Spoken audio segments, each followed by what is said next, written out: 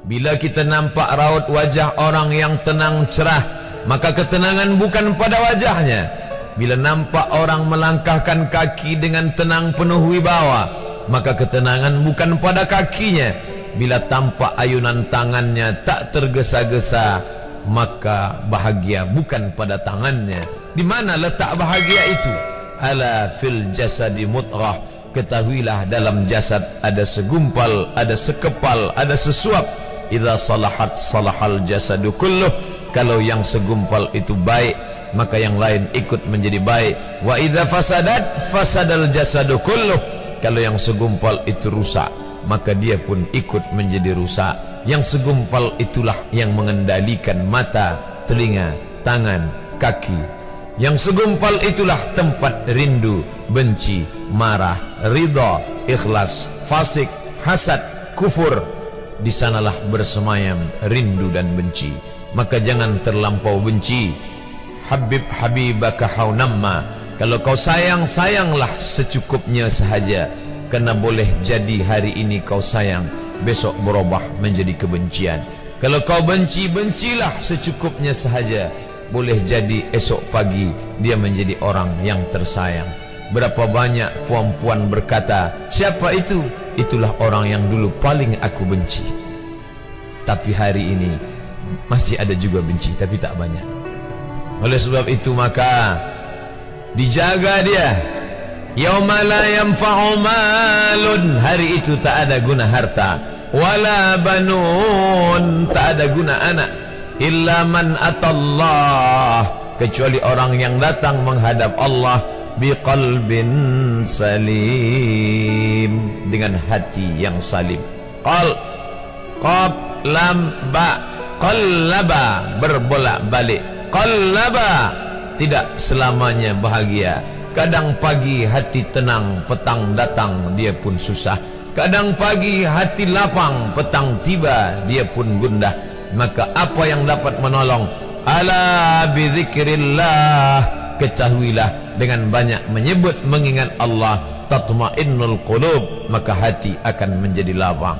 Qalbul mu'min baina asabi'ir rahman, hati orang beriman berada di antara jari jemari kuasa Rahman. Kalau dia hendak, dia balikkan yang senang menjadi susah. Kalau dia berkehendak, yang susah dia balik menjadi lapang.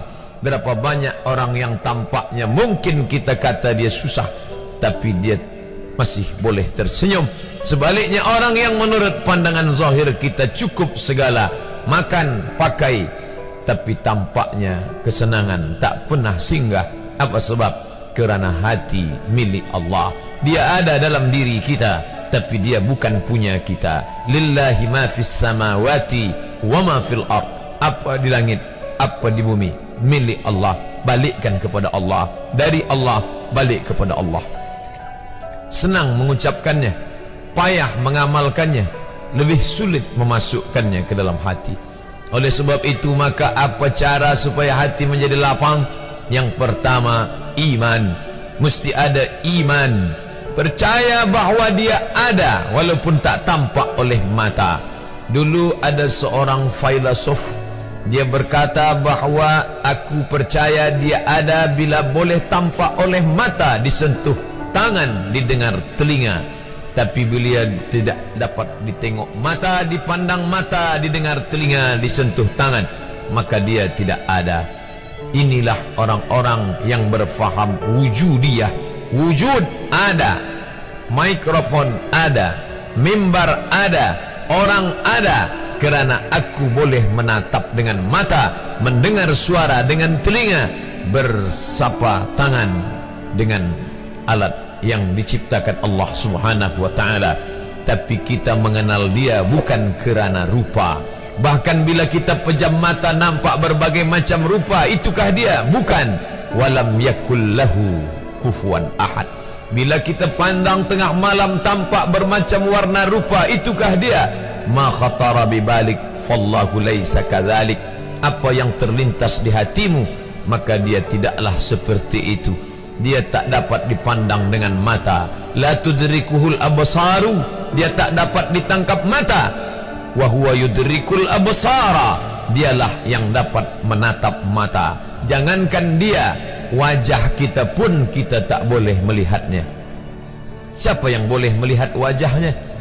Sementara belum dijumpai cermin, belum pandai orang membuat cermin, orang tak tahu bentuk rupa wajahnya bagaimana. Sampai suatu hari dia dalam perjalanan panjang, dia tengok ada pohonan rindang, lalu kemudian dia berteduh di bawah pohon rindang, menghindar dari panas terik matahari. Di bawah pohon rindang ada kolam air, maka saat dia akan mengambil minum dari air kolam, disitulah dia melihat wajahnya. Oh, begitu rupa wajah di dalam air kolam.